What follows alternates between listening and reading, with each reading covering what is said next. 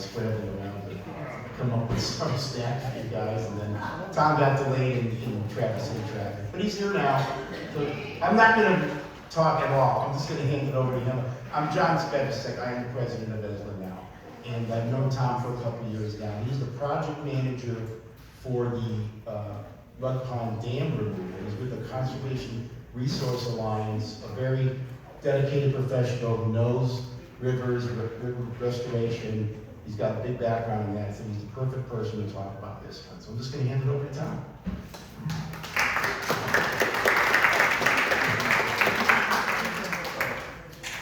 Well, thanks, John, and thank you all. Appreciate your time coming out and your patience. Appreciate that too. Traverse City traffic in the summer at rush hour is no joke. So, but I should have prepared for that. So I'm here now, and great to be off the shores of East Bay here with y'all. We'll jump right to it. Again, it's just an introduction there. Conservation Resource Alliance. Some years prior to that, go a little bit about me here.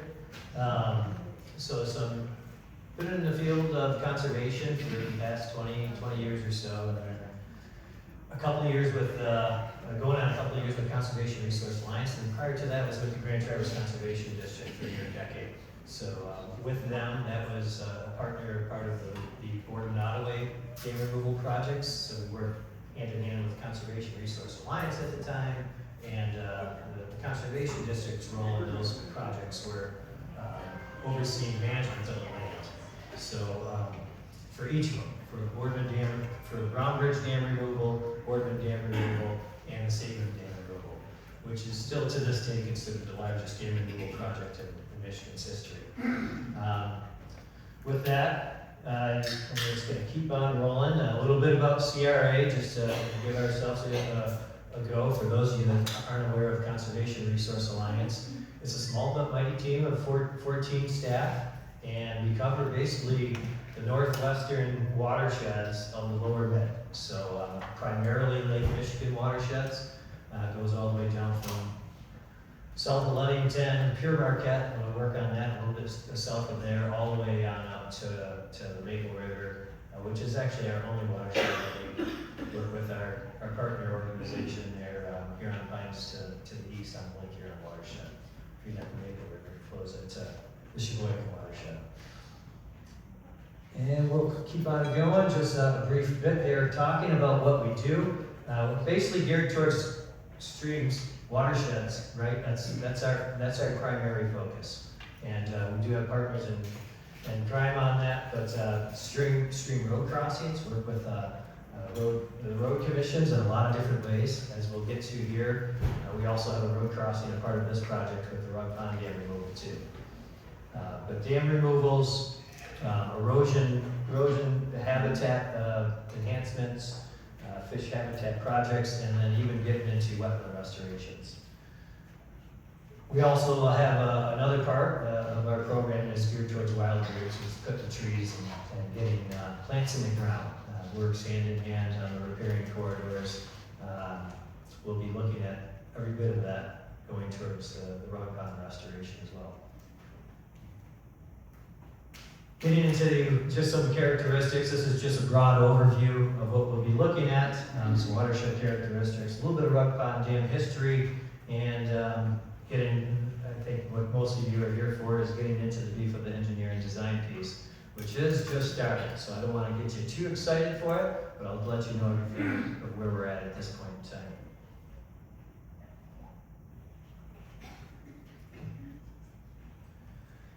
Rapid River watershed. I'm speaking to probably most of you that are a part of it, so I don't want to get too far into the details, but obviously the Rapid River composes of over 25%, a quarter of the actual Elk River Chain of Lakes watershed, and which is the largest watershed of Grand Traverse Bay in its entirety.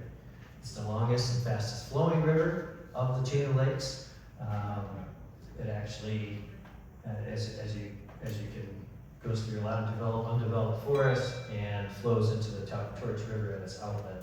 It is designated as a premier Michigan state destination, premier trout stream, so it does have characteristics of which a lot of you probably know, cold water, right? Trout like it, so that's the habitat that we're looking to enhance.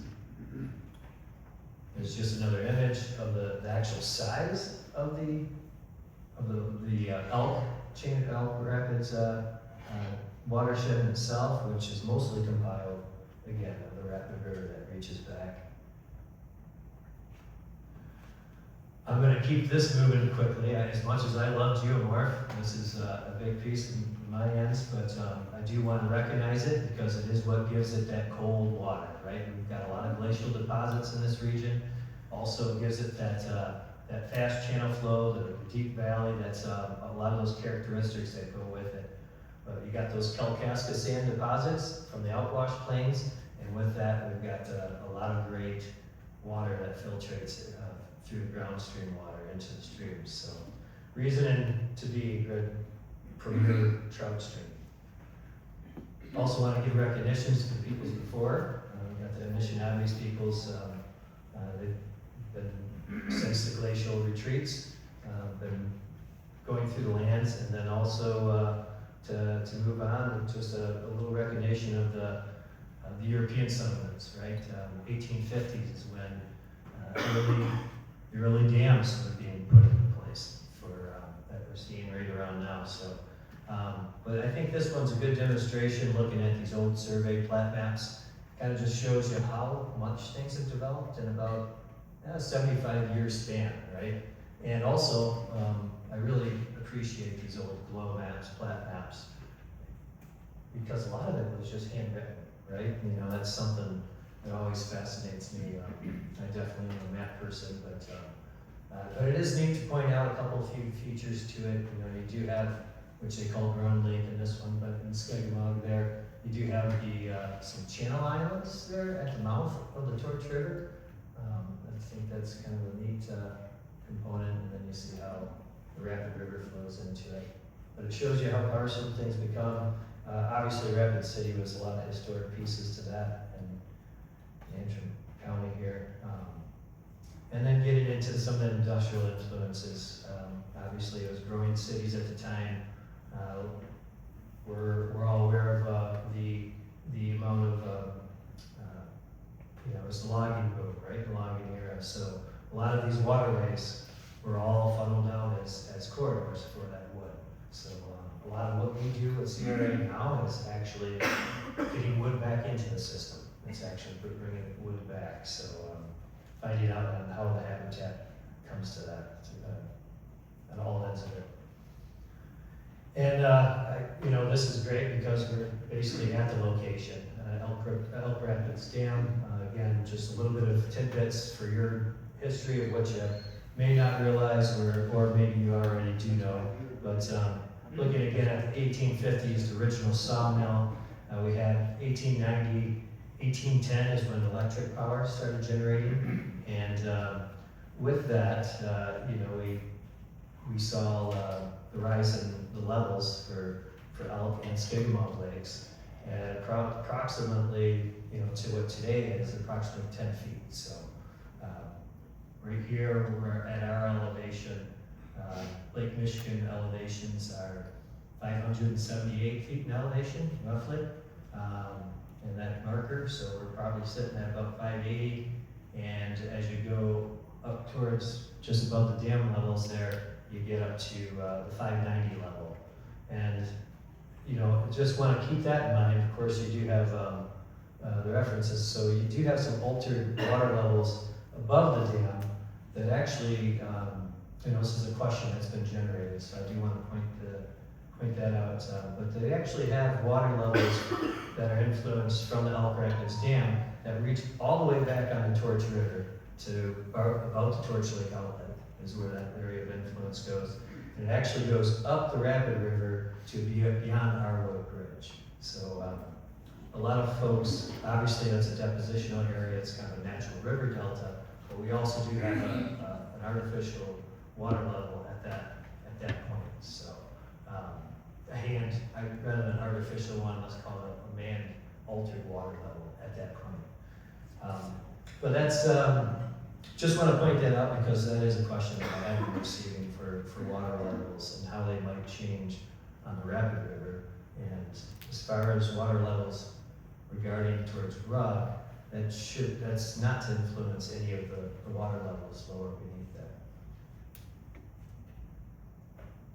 We're getting into the Rugg Pond Dam history. So we're talking about 1905, 1906, and constructed for hydropower, and it's actually generated electricity for the town of Kalkaska and a surrounding community at that time. Went into about the early 1950s, changed hands from Kalkaska Light Power to Consumers Power, and 1952 decommissioned, and 1953 sold to Kalkaska County for $1 with the 102 acres surrounding it. So that all began the Rugg Pond Natural Area, 102 acres land surrounding it, and with that dollar transaction also came with liabilities and all that we're seeing today. And we'll kind of take it a little further. I'm not going to go through the whole timeline here, but you have the 1980, some improvements were done, some Gosselin Zubek designs. 1982, you had citizens form Save the Rugg Pond Natural Area. The upgrades that came about in 1983, and that came along, and of course we get I think it's on a rotational basis of roughly 5 years. The Eagle Dam Safety Inspection, they do an inspection on the dam, roughly rotation every 5 years, and they put out a report on that. Well, it's not the 2019 report that noted some conditions on Rugg, but that was noted prior to that. But the 2019 report is what induced some follow-up, and that brought back together the Rugg Pond Committee from Kalkaska County appointed, and they were on a mission to look at how they might be able to save the dam. We'll get more into some of these things there down the line, but we did have Spicer Group. 1905, 1906, some pictures of the construction. Again, I always need to see photos and just what actually came about. You do have a 19-foot ahead at Rugg Pond, actually more than what you see here. But it kind of goes to show in this photo here, you got some people right around the side, so that gives you a little bit of frame of reference on how high that is. And then if you got the railroad that came into play as well, and I think that is the house there still remaining off of Valley Road that may have seen some improvements. But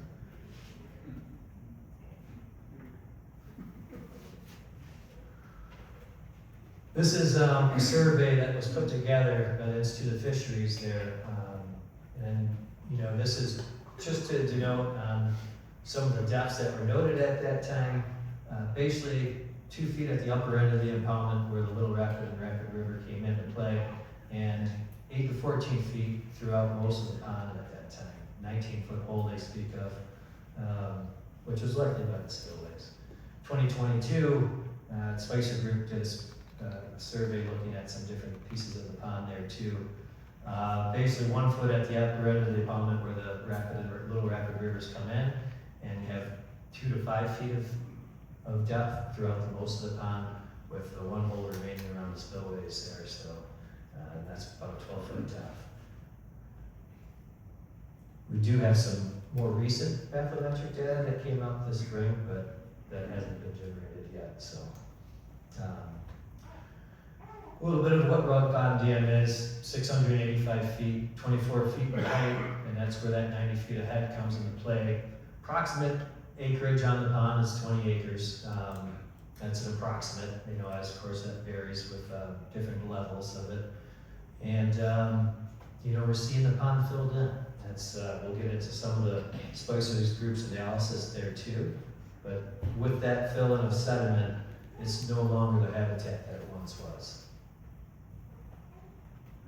That 2019 dam inspection report from Eagle, again, kind of noted some deficiencies and recommendations, and this is, again, initiative for that Rugg Pond Steering Committee to get involved once again, and that initiated looking at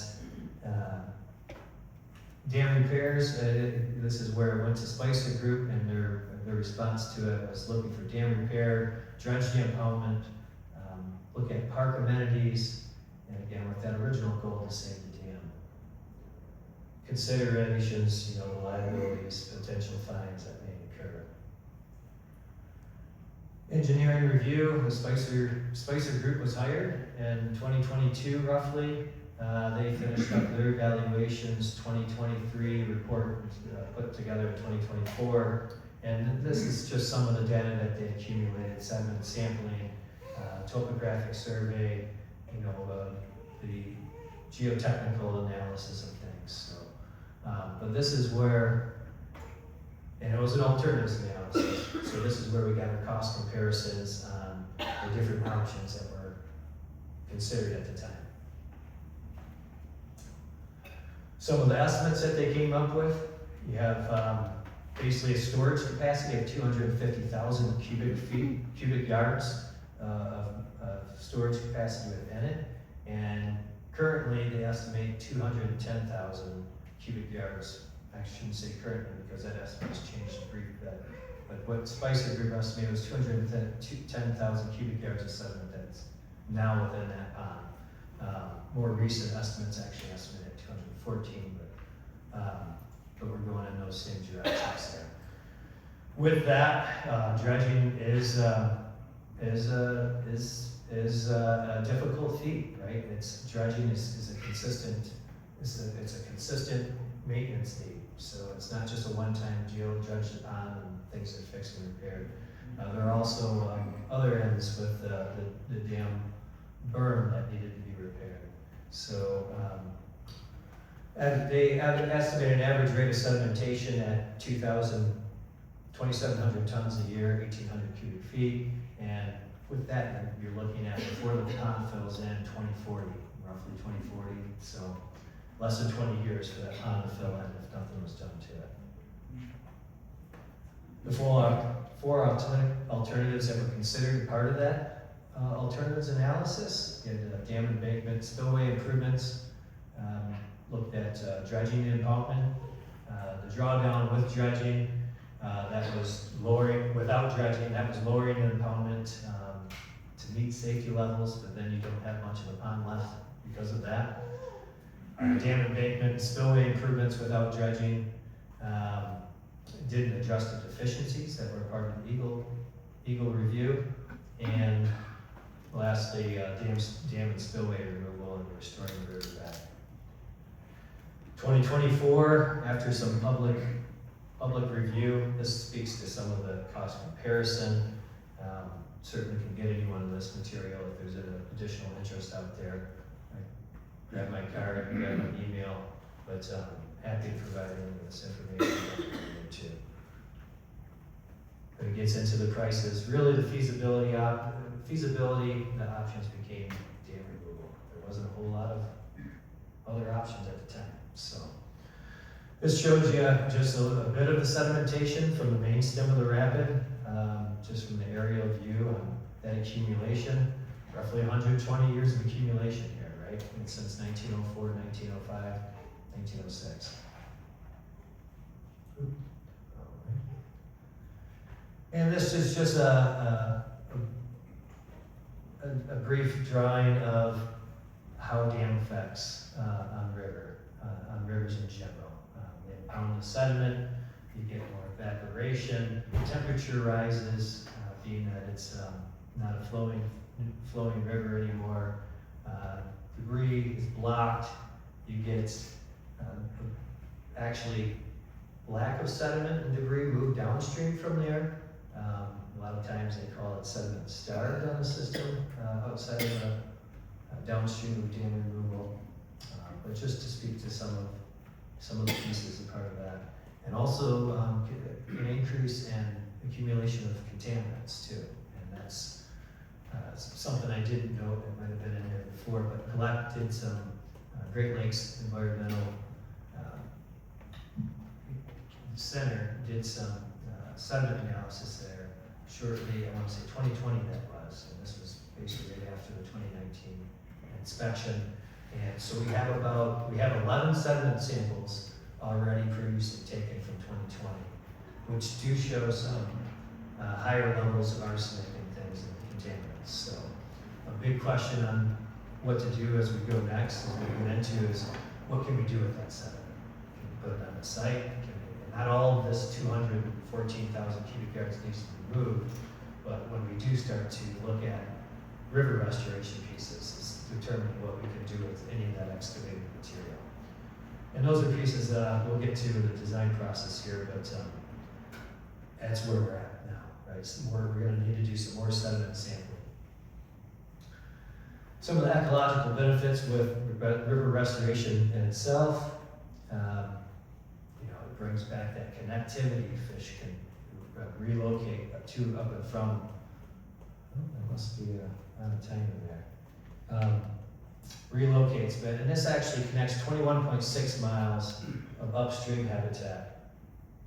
Not sure why that one moves like that for me, but yeah, you have 21.6 miles of upstream habitat to connect with approximately 12 downstream miles from Rugg Pond Dam to the Torch River confluence. That's your length of river, and you're creating that connection. Of course, Elk River Chain of Lakes does have Atlantic salmon that are resident to it, and they also have steelhead runs there too.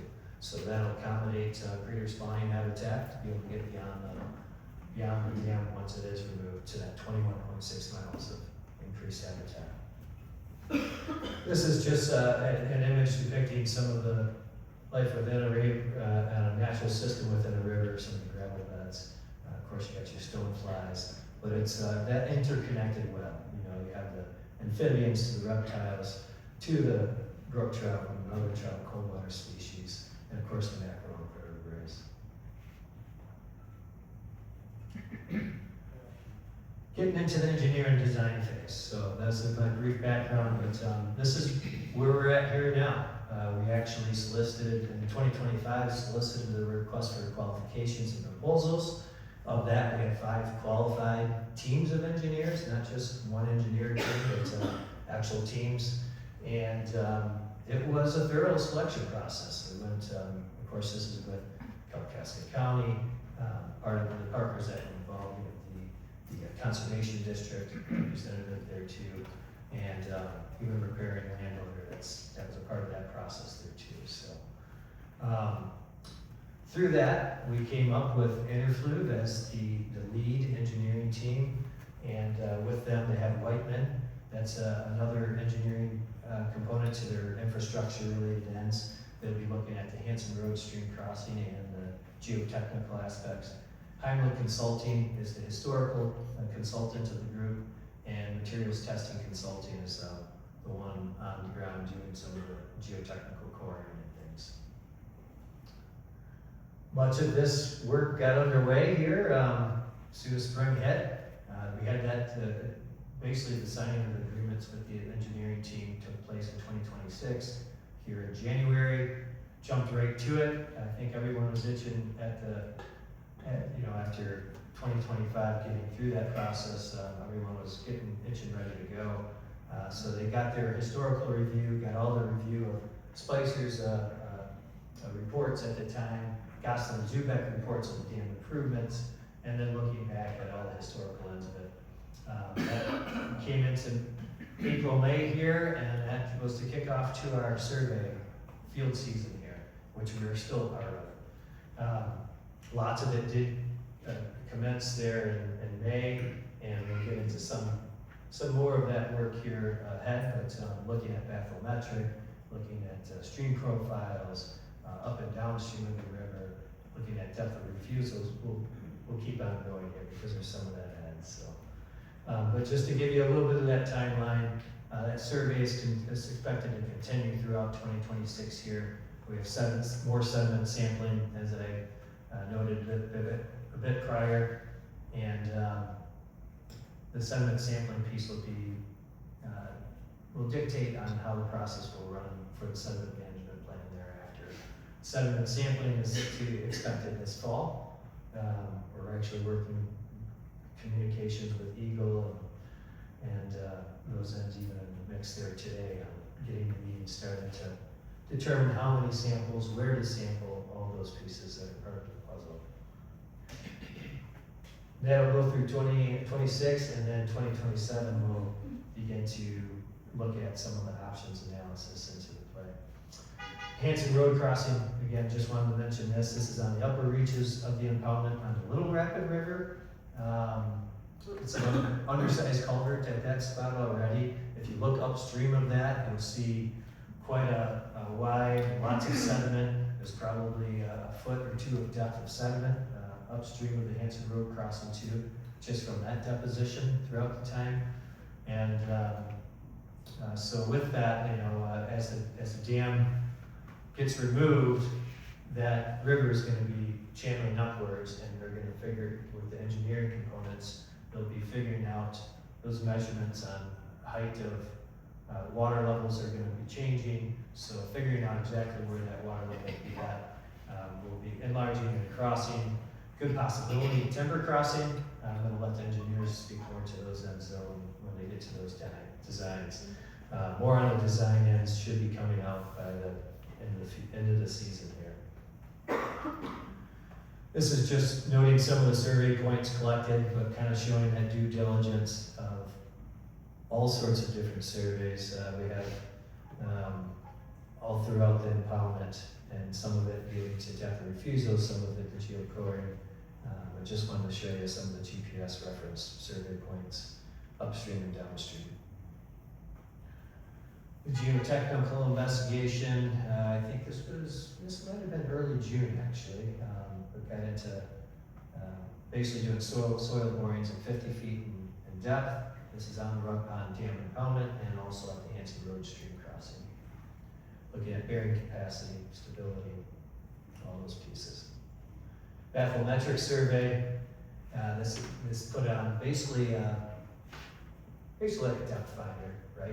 On what you would have on a fishing boat, a little bit probably higher tech than that. But figuring out, doing their transects across, figuring out the depths, and then also figuring out that channel form on the streams there going up. So they have their GPS survey unit on top of their map, on top of their depth stick, whatever they call it.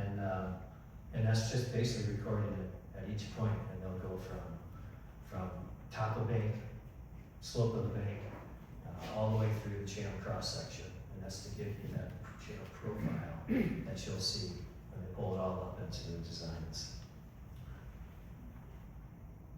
Depth of refusal studies. So this is basically a way to see where that relic channel was from previous days. Gets down beneath the sediment. So once you get past the sediment, it still keeps on going, and then once you hit the hard bottom, you hit a gravel bottom, this actually is a telltale of where the river is. So if you hit that, but literally as you go across, you'll find some stumps, you'll find a riparian zone, then you start to see that channel form as you come up. It's not always a telltale, but it seemed to be a telltale for this. We're still waiting those designs to come back and kind of show where that old river channel was. But I think that has to do with some of the high velocity of the stream, where it was, it's a street or course. There wasn't a whole lot of confusion with where that relevant channel was. From my understanding at this point, we're still waiting those graphics for it. And then you get into that channel survey. Again, they're looking upstream of Hanson Road, and then also looking downstream of the impoundment. A lot of those channel surveys are looking for reference reaches, right? We're trying to find more natural states where we can figure out how we want to mimic that restoration there after dam removal. So it's looking at all ends of it, not just within the impoundment. The hydraulic and hydrologic influences, taking discharge measurements, wetland delineations, all of these things were part of the play. Soil types, looking at soils. I put this one in here just because it's not all a walk in the park. There is deep sediment in there, and this is one where he had a pack on, and I had to relieve him of that pack to be able to even get out of get out of that, so. But up to his hip in a second. This is looking at just some of the natural conditions. Again, trying to take cues from what we see in its system as it is and how we might mimic the restoration process. And the Rapid River has a lot of wood, it's in the natural state of it. There is oftentimes graded channels. You have a bit of a graded channel system with a lot of groundwater percolation through it. So again, that cold water relief. This is upstream of the Little Rapid River. And again, if you work your way down from here now, and you can notice drastically when you come up towards Hanson Road and where that sediment deposition resides. Again, speaking to the reference reach, this is looking at downstream conditions. Wood is the main driving feature on the rapid and how it dictates its meander, its channel profile, all those pieces to play. It's very much dictated by wood. So we'll also look at the gravel bottoms, sediment counts, we do pebble counts, so we call it, and that looks at the size, doing through cross sections of going across. And this also dials in how we might mimic the restoration process thereafter. We'll look to. Oftentimes you can find that gravel bed when you do your excavation to your stream channel. You usually find those old gravel beds, and so it's not a matter of importing the gravel, but it gives you a size parameter. Sometimes you do incorporate some bigger boulders in the mix that you might see downstream too. That also helps for a little bit of just dynamic and channel play. You get some fluids flow going around it, that turbulence, scour pools behind those pieces. So. And then the historical investigation part of it. Rugg Pond is a state historic marker, so we will be coordinating with Michigan Department of SHPO, State Historic Preservation Office, and we'll be looking at recommended ways on how we can preserve that historical piece to it. Certainly signage, that's not a question, and we'll likely have to do some archaeological digs to make sure we're not getting into any unknowns. So we'll be coordinating directly with them. Actually, that'll be more when we get federal funding into play. We're looking to try to initiate this, get things rolling on it already. And apparently, until we have federal funds in play, we won't need to. We're getting things together for it, but we won't need to submit an application until we have federal funds in play. Okay, now starting to look ahead there. Again, we're in the survey phase. We're moving up on the alternatives analysis there. This basically provides you at 30%, we're actually getting an existing conditions report, I would say within the next month. That's when we're expected to see that. And that's going to compile all that survey information that was done this past spring and summer and compile it all into an existing conditions report. That will start to prepare us for a sediment sampling survey, again working with the Michigan Department of Eagle on what can be and what can't be done with sediment there, how much sediment, where they might like to see further sediment samples done. That's actually some of the next steps going towards it. And then with that, we'll look to develop that options analysis, the alternatives analysis. And I say we as in the engineering team and the project team, but more the engineers that will be providing 3 different options for us to consider. One's talking about channel alignment, one might be looking at floodplain connectivity. I think a big part of this one, being that we have so much sediment, will be what we're going to do with the sediment. So sediment transport gets quite costly. It's going to be oftentimes they associate adding on 0 when you have to haul sediment off-site. If we are able to, and of course we can accommodate the natural floodplain and accommodate all the hydraulics of the river, we'll try to keep as much sediment on site as possible, especially where we don't need to excavate. Any of those ends where we don't need to excavate, and you don't touch the sediment, you have the natural seed bank still in play. Much of that comes up quite robust without much restoration work needed. The restoration becomes more invasive species removal, invasive species control on those ends, rather than an active seeding and planting restoration. We certainly will be doing that in any areas of excavation or any spoil piles that will take more of the active planting and seeding. Any areas of disturbance, you can be guaranteed that there will be seed put down, native seed at that, along with probably an annual oat rye as a nurse crop. So just getting, again, further down into it, you have the sediment sampling up ahead. 30% design is going to get us to options analysis. We look to be there by the end of the year. I'd like to think after the field season. And we'll be working with our partners and speaking more to those ends there when those pieces come into play. We do have fundraising is constant. We've got enough for design right now, knock on wood, in case anything else come into play, but we do have enough from design at this point. And again, the sediment sampling piece is the unknown aspect to that. So that wasn't a part of the design agreement thus far, just because we knew that there's going to be factors that would have to be figured into it. Permitting, we'll get there, but we're expected, the design process is expected to go right on through 2027. Once you get to 60% design, which we're hoping to be at in spring of 2027, then you start looking at permits. You're a little bit more solid on your design, and we start gearing towards construction permits, eagle permits, water permits, all of those ends. Now I say that those permits go for 5 years, so it's not to say that we're going to be following up right away with dam removal and construction.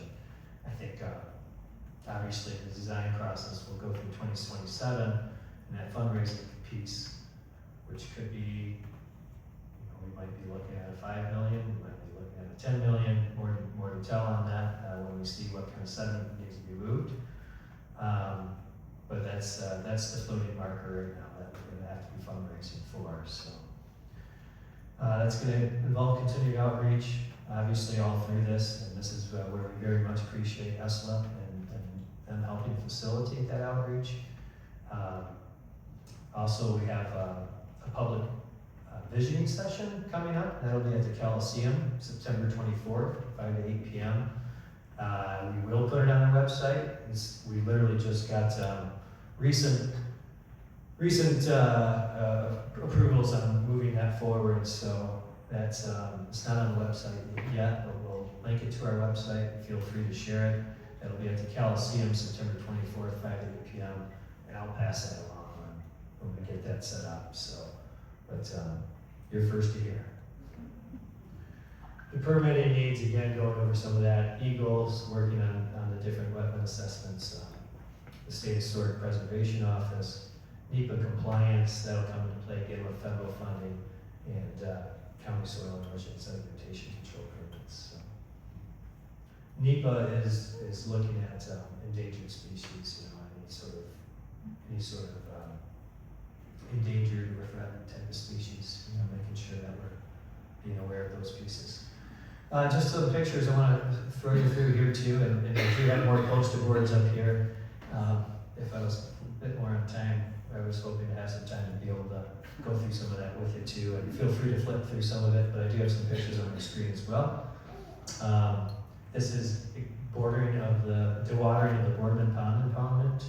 I don't expect Rugg Pond to be as extensive as this, but it just goes to show some lessons that was learned from Brownridge dam removal, for one, and brought in a siphoning type of dewatering piece. So you had your spillway, but you also had these siphons that dewatered it without the need to tear down the berm. You could dewater through these siphons that actually made it just sure safe, let's say that. Each one of those siphons you saw on that overhead, 30 inches diameter, and roughly 300 feet lengths, and drained the pond 21 feet down. That was about the head of the Boardman impoundment. Boardman impoundment, just for anyone's reference there, that was the one some people refer to as Keystone impoundment, would have been the one just south of Cass Road at that new Jack Robbins crossing that was put in prior to it, 2016 or so. Some other aspects that come into play as the watering is getting removed, we'll be working with Michigan DNR fisheries at that time, looking at fish rescues, hope to get hands in the mix. So this is usually a great volunteer opportunity for things of that sort. And it'll be something that'll come into play. Again, not looking at dam removal in the short term, but would like to think within 5 years we might be getting closer. So,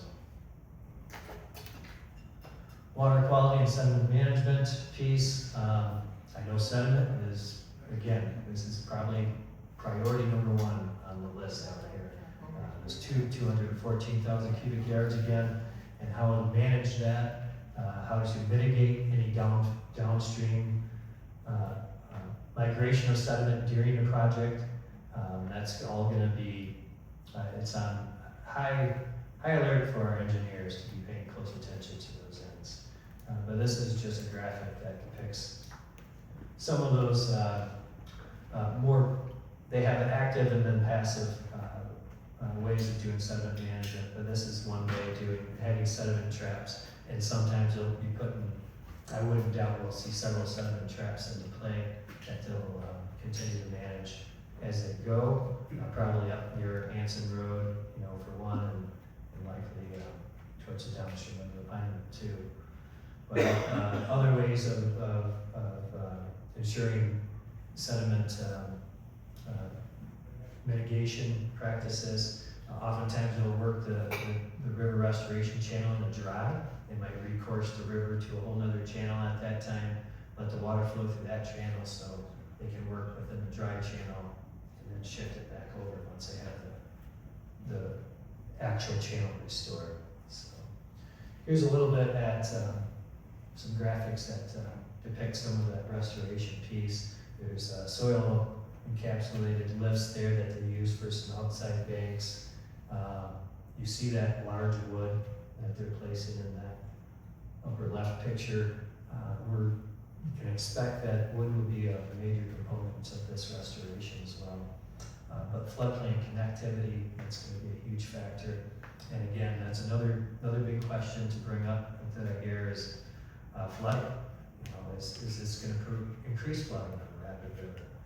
Well, the Rugg Pond Dam was not a dam intended for flood control. It's intended for hydroelectric. And with that, they basically call it a run-of-the-river type of dam. So what goes into that dam, what hydrologic input that goes into that dam goes out of it over the dam spillways. So really there is no flood relief from Rugg Pond Dam at this point. Capacity would be how much they could, if the dam was at its lowest extent, then they might be able to have that. But that's not often the case. They usually have stop walls up to keep the pondment at a certain level. So the flood control actually should increase afterwards through floodplain connectivity. As we saw in this past spring, in some of these areas, going back to examples of the Boardman Ottaway, within those areas where the actual dams were removed, it had room to get out on those floodplains and decrease its velocity. And actually afterwards you see that it came back to its channel. So in those areas of the dam removals and those previous impoundments, they look like what a river should do in its flood states. And that's again speaking to, I don't want to, what they consider a 400-year flood at that point. Of course, those are hard numbers. So they're starting to use the 100-year flood. They're trying to use more percentages, but those were some spokans to talk of 400-year floods. But the flood control should be better after dam removal. It's actually allowing the water to spread out. Where now it doesn't have that capacity to spread out. Currently, it just what comes in goes over. And that's within the dam bridge, right? Obviously, it could be getting blockages in other places, but it should increase the capacity for flood water. And then again, looking at some of the other restoration features, that riffle pool, riffle run pool sequence, that's a normal part of the channel farm. And they'll be looking to incorporate all of those, scour pools for habitat, incorporating that wood being such a major piece to it all. This goes to that, some of the previous work there done with some of the woodwork. You have the timber piles that hold it in place. Eagle used to make you have to secure this down quite a bit with lag bolts and all those ends. They're getting a bit less so, I think, than even some of those projects there in the past where we've seen scour out on some of these log structures. You'll see those bolts remaining, and I think it's realized that it's actually creating more follow-up work than without it. So much of how they're going now is geared towards ballasting weight. They'll have all sorts of parameters on how to put that wood into the banks and how much you should have ballast for how heavy the wood might be. So, and they'll stack it. So you're seeing on some of these pictures with that root rod, you're seeing what's left on the edge, but much of that goes back into the ground quite a way. And if you go back to that other picture that showed them all laying out at the time, but it's and those are ballast with sometimes putting trees on top of those in different directions as well. So it's done in a way that's engineered to be sure it's not to create any further hazards down the way. So this is kind of looking at what we see when we do water a channel. This is the old Sabin impoundment in that one. Sabin, I like to reference that one for the Boardman Ottaway dam removals because the Sabin impoundment was actually the smallest one of the Boardman Ottaway dam removals, roughly 35 acres with that. So a bit more comparative to what we see with Rugg on a 20-acre end of it. And it had a heck of a lot of sediment too. But this helps identify when they get into excavating. Of course, they have their depth refusal studies, help identify where that channel was. You get your excavators in there, and you literally excavate to where you start hitting stumps again. And you can see where that old bank was with the leaning stumps. So, some things that they'll be looking for when it actually does come into construction. Again, moving the channel outside the stumps and back into this relic channel there. That's what we'll go for. That's not always the case.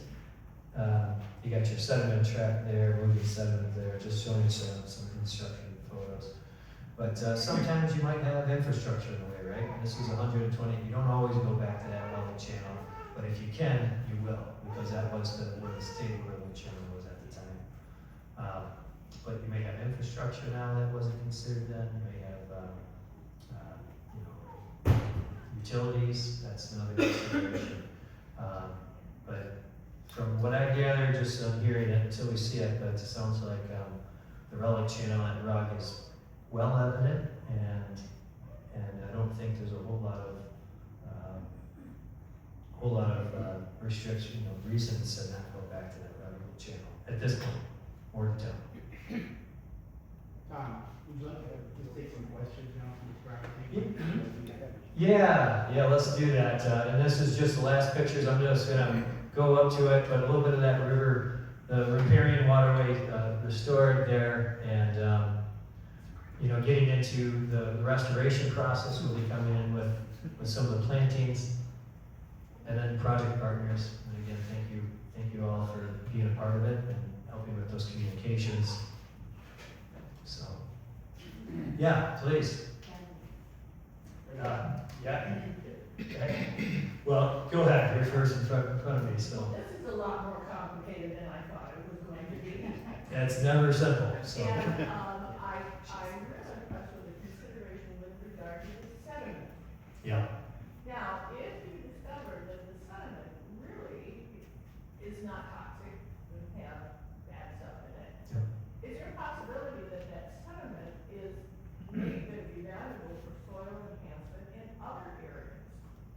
Yeah, well, oftentimes, when they're excavating, they'll actually try to excavate out their organics. So before the sands, they'll find organic pieces and they'll stage those in piles. And they'll use those organic sediments to top dress any of the sand sediments that might be put around in different places. So definitely looking at, again, if to make sure the hydraulics are and floodplain connectivity first and foremost are being considered, but with that, where we can fit sediment on site is going to be the most economical way to manage it. That's more to be determined with EGLE. But in doing that, yep, you'll have your organic pile over here, your sand spoils over here. You start putting them into places, and then of course all that part of that sediment management plan, you'll have the different piles distributed out according to what EGLE permits. Go ahead. Many of us have been concerned for a long time about the stability of the dam at Rugg Pond. And you've got a lovely plan, it's not complete, but you've got No. a great plan, but it's gonna take a while. Some of us, like me, for instance, who live downstream from the dam, would like to know, how stable is it? Well, it's been shored up since the spring, as you know. You know, there's part of those dam inspection reports note some of those seepage areas. There are seeps on the lower bottom side of the dam. That is a bit concerning, and I think those were some of the concerns that brought up garnered some attention when high waters came this past time around. Of course, we had some really the major piece on that, we had some of the spillway outlet on the box, not on the culvert spillway, but on the concrete spillway, the one going to the east spillway. Part of that outlet disconnected, the sheet pile is disconnected there, so we're getting some water that was flowing behind it. That was causing some erosion on the backside of the sheet piles at the outlet. That was a lot of the reasoning and not knowing at the time where that water was coming from. If that water was coming through the dam, that would have been big trouble, right? But that wasn't the case. It was more coming behind the sheet pile. And we did have engineers look over it. Elk-Skegemog County, kudos to them. It was actually Easter Sunday. We have to call it Easter Sunday. They became aware of, and they were on it within the week. Pat Whitford, who's now back as their full-time county administrator, he called Eagle Dam Safety up that Sunday, Easter Sunday there again, and following week there was already being shored up to make sure that wasn't an issue. So, but it wasn't the water coming through the dam again. So I think I can't speak. I'm not an engineer. I can't speak on. But the engineers were able to feel relieved about it, and there's not a concern of it failing at this time. So, and it has been shored up since that spring. Go ahead.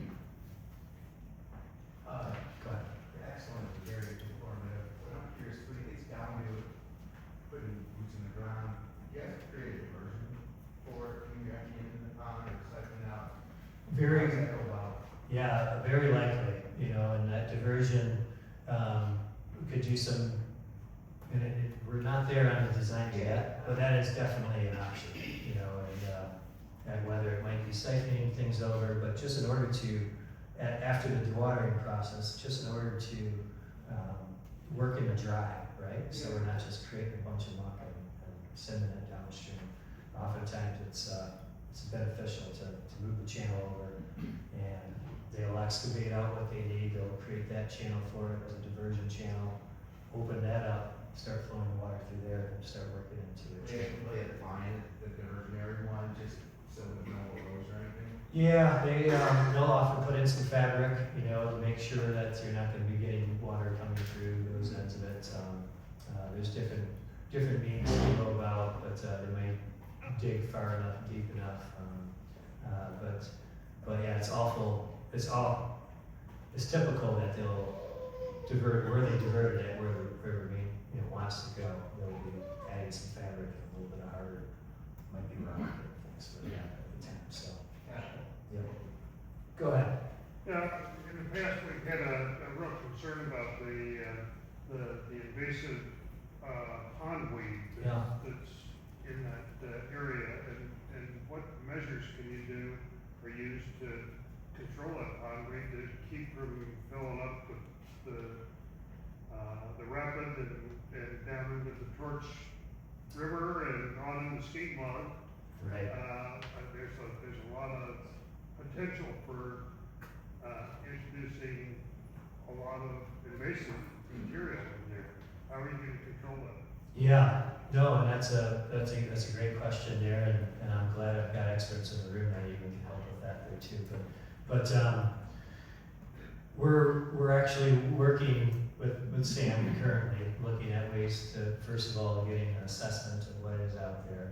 I know Sam's been going through a monitoring protocol. Sam will probably mostly know, right, about fisheries biologist for ESLA, but she's been putting together a monitoring protocol and trying to figure out exact locations where it's at first and foremost, and then we could be working with. I've had some entry discussions with SISMA, the Invasive Species Network there too, speaking about potential funding to try to initiate management meetings to that.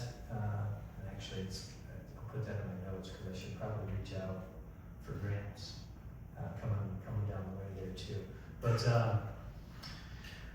it's be looking for funding, and we'll try to manage that even prior to. This is I'm not an expert in it, but another thing I've been reading about is actual dewatering in the fall, in the fall time. So we're actually considering on bringing the pond level down, one for safety, for flood concerns down the way, and two, it could have that beneficial effect. If we lower the pond in the winter time in particular, or towards that fall time, supposedly some of the readings on it talk about that as a management strategy for curly pondweed in the pond as well. I'm not sure if Sam has more information on those pieces or not, but I know they do treatments there too. You could do full pond treatments. Right now we're just trying to get an assessment, trying to figure out how much, where it's at, and then we'll be working with Sam Oldham and our local SISMA there too to be looking at a management strategy for it. So. Okay. One other quick question. A long time ago, I heard what may have been a rumor that there was an old railroad car that was dumped in the water there to form part of the structure of that dam. Has anybody found something like that in their analysis? Not that I've heard. I know there's been some railway pieces found.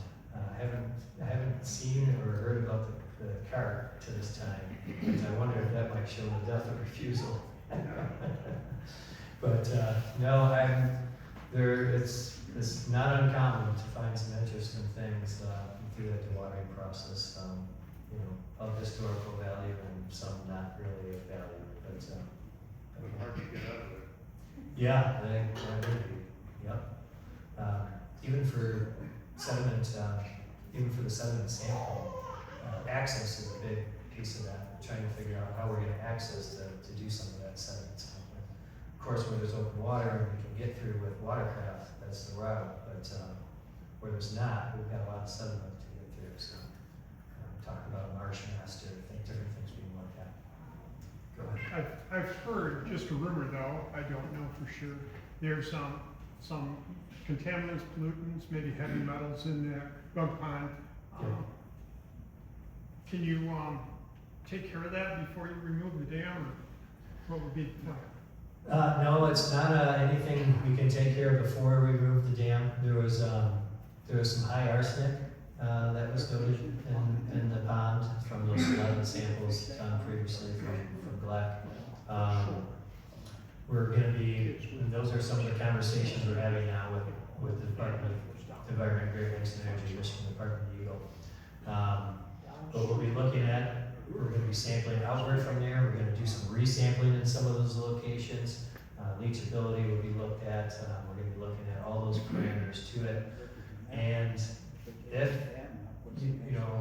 hopefully not, but if the sediment has too much contaminants, then we're gonna have to dispose of it properly and bring it to a disposal site. So, and that will bring on quite a bit of cost to the project, but that's still an option out there. The sediment management plan, I don't doubt that it's, again, we'll look to fit what we can on site. There's not a lot of room on that 20-acre impoundment. There's some upland sites, but we'll see first and foremost what kind of contaminants show and what we can leave on site. And then even if we are able to leave sediment, question, there's still going to be a mix of whether we take material off and leave some on site. So it could be a mix of both pieces there. Go ahead. Since the dam was at high risk this spring with just 5 inches of rain, it would make sense to get rid of all the stop logs and reduce the impoundment now and reduce the pressure on the dam. Is that part of the planning for this fall? That is, yep, and that's what I was referring to, that, which is it's a permit application process with Eagle there again for a dewatering permit, but we are looking at applying for an application for that, for this fall. And then we'll try to, if possible, we'll try to get all the stop logs down to as low as we can get it. And with that, the hydraulics around the impoundment also have an opportunity to adjust several years, until we're able to do construction things too. So some sediment might be able to dry out in that time. It also creates opportunity to get in to start working on some invasive species before even getting in there and doing excavating. I know that was a piece of the puzzle there for getting on board with preliminary invasive species management, looking at phragmites and trying to get a jump on all those ends there. I recognize you from some of those days there too. But yeah, go ahead. Do people control the logs now, put them in and take them out? There was one that was taken out after the high floods, but it mandates a permit application to Michigan Department of Eagle. So we really, you shouldn't be doing it without authorization from Michigan Department of Eagle. And they did allow us to relieve some of it there for I think it was a temporary relief piece, but it's not considered a hazard currently, but I hate to get any floods to risk things or knowing that the dam has some seeps and knowing that there are some concerns on it, just to mitigate the hazard altogether makes sense. Go ahead. Thanks for a good summary on everything. We live on Rapid River just downstream of Rapid City Road. Okay. So practically, when this process starts, what should we expect to see? Sediment, river level changes, river flow changes? What do you expect from the practical point of view of residents on the river? What our experience will be? Yeah. We're going to do our due diligence and best management practices on that sediment. But there is going to be some migration of sediment. You're likely going to see some, like you would even in a stormwater runoff, where you see the rapid turn a little chocolate color. There'll likely be some of that. So I think that would be, and that wouldn't be a lasting, that would be when there's active construction or maybe some high waters, but I don't expect that to be a lasting influence.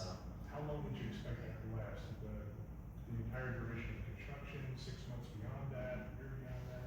No, I think it's more immediate during construction itself. Once things settle out and excavation is not taking place, it would be similar to what you see now when you get high waters and chocolate milk cover. But I think that's during construction you might get a little bit of that, but that's once the sediment settles out, that's going to be cleared up. Now it's not to say that sediment migration won't happen, and that's happening currently right now too, right? So we will be, by removing that dam, some of those graphics I picked up, but you do allow that mobility of sediment to move through. So that's something that it's gonna be at its natural rate. It's not gonna be at excessive rates. So that'll be back into the mix and into the play of it. But that's not gonna be any different than as far as what you might see during the heavy storm runoff or things. You're not gonna see all of a sudden the river look chocolate brown. Now, occasionally, then again, it goes on the management plan there too, but sometimes it's associated with having a sediment wedge that comes through that slowly makes its way. Of course, you get the fines, the clays, that stuff goes down. You'll see that pretty right away, right? But you do oftentimes get a wedge of some heavier, sandier material that starts to make its way through, and you may experience some sediment loads, depending on where you said you're. Just downstream of the Rapid City Road, so. Yeah, so you're in the Arwood, you're not quite to Arwood, Correct. did I have that map up there? Oh, yeah, I did. So there's- you should, That's where we are. Right. And we have a rocky bottom. I guess the concern is, are we gonna end up with a silver line as a result of this? no, you may see some deposition in those depositional areas that you see currently, where high water might put some of that deposition. But as fast as that river runs, it's gonna move that sediment along pretty quick. Again, you might see, there's sometimes you do get a little delayed effects with the heavier sediment coming through, depending on the hydraulics of the season. There's it's not with every river, but there was more of a passive sediment management plan done. We also have some brochures of that, but on the Maple River up in Emmett County, coming down from Helston. And there was more of a passive management technique on the sediment pieces, but there was a wedge of sediment that had to make its way downstream with that. And I don't expect that. We're going to try to make that as minimal as possible in this process. But And will there be someone for us to talk to if we're concerned about that? So if that ledge sediment comes through, I don't know what it's gonna look like, right?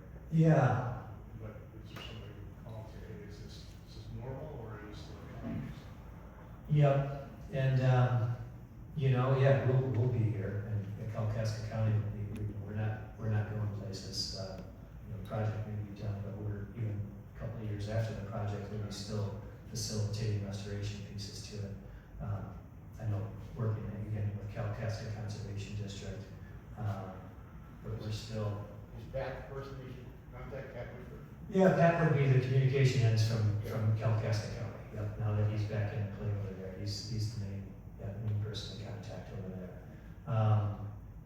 And again, we will be having some contingency dollars there too after, for follow-up restoration. Get some high water that might move a bank a little bit. So very similar to other restoration pieces there. We're still looking after the board of Nottaway, and that's been since 2018, 2019 there. So we're still following up on pieces on those ends too. So as funny as it is around, we'll see how one. Will we expect to see water level changes as well as No, you shouldn't see any water level changes. Again, some sediment could come into play, and you might get, sometimes when you have, I don't suspect this, but sediment can displace water a little bit in places, but you're still going to have that main channel flowing through things. And rapid, being a high velocity river, I think it has the ability to move it. Now, as it gets into past Arwood Bridge, where that velocity is less, even in today's time, that's going to be similar. That is a natural depositional zone. You'll see some of the sediments deposited. But as you drink water from the dam, we won't see much in the way of river level change other than No. what we see from the rainfall. No, yep, they, as far as dewatering, they only can dewater 4 inches at a time, and within a 24-hour period, so there's all regulations on that. But as far as water level changes, you really shouldn't see much play on that from anything resulting from. Let's take two more questions. I don't want to cut people off because you can talk to him later or you can ask us and we'll get in contact with Tom. But just because we're kind of running pretty long here. So we have two more questions? And I don't have to run out of here. You either, have one so- over there. Go ahead. Was there a determination of where the arsenic originated? No, that's a good question. You know, people, there's no point source to it, right? You know, it could be. I've heard people reference different ideas, but no, there's no point source, and it's hard to pinpoint. You know, obviously there's some industry that's been around prior to our time in upstream ends. You know, from outside of Kalkaska, you know, those could be pieces. But it also very well could be atmospheric. I've heard the mentioning of even the coal plant from Traverse City, you know, over westerly lands might blow that way. It's not uncommon. So it's not uncommon to see arsenic, and whether it's from industry, atmospheric pollution, it's hard to determine exactly what. But I know again on Gordon Ottaway, there's concerns in locations, but it's usually not extreme, but there are levels of it that are sometimes don't meet the standards for legal. So. Okay. Well, Tom, thank you so much. That was great. Yeah, you're the right person here to talk about this issue. So I guess this concludes our short thing for tonight. Let me just let you know about a developing issue that's happening with boating safety. The Skegemog Point, which comes up from the south end, right? So there's a gravel bar that kind of extends out from the point and goes into Lake Skegemog. It doesn't go straight across toward Chippewa Trail, but it moves northeast, and that's been building up over time. I'm not sure what the physics are, why it builds up over there, because I know that spot, and right behind it is this really cool little drop off, about 12 feet deep with vegetation to fish. And I've gone fishing there maybe 4 or 5 years ago. I got my boat stuck on that gravel bar, and the trolling motor couldn't pull me off, and I didn't want to, rip up my props. So I had to get out on my boat and drag it off of the bar and then climb back on the boat, which I wouldn't do today, I don't think. But the folks over there that own that point have noticed people running around on that gravel bar because they're cutting it too close to Skegemog Point. So that's what's actually got a permit request to put a buoy over there to mark that, because it is now a navigation hazard. And we might actually put one on the other side where all the logs are at the end of the Chippewa Trail, because that's a bad spot. So those of us who've been here forever know you go right down the middle, right? If you go between the two lakes, you go down the middle. But some people don't. And so, Yeah, that's a good point, because I've noticed the same thing as I live. you do, yeah. And for some reason, touch base with the township or whatever, and it's a permitting issue. Yeah. Because who's gonna maintain it? Well, it's gonna be, Angela's gonna get the permits. Okay. Charlie, our new chair of our boating safety, he put a permitting request. And then I talked to him today, so maybe we should get one for the other side as well. And these are probably gonna be lighted buoys, because people go through there in the dark. So I think it's a boating safety issue, and I think we need to do it, just like the buoys in the Torch River, right? You need that stuff. But now, So, who would maintain it, I guess? well, we're gonna maintain it. It's gonna be us. Okay. Yeah, like we do the Torch River buoys. Yeah, we'll take it out in the winter and put something small, I don't know. I'm not sure exactly how it works. Charlie's knows how to do this stuff, so. So that's the conclusion for tonight, folks. Thank you all for coming.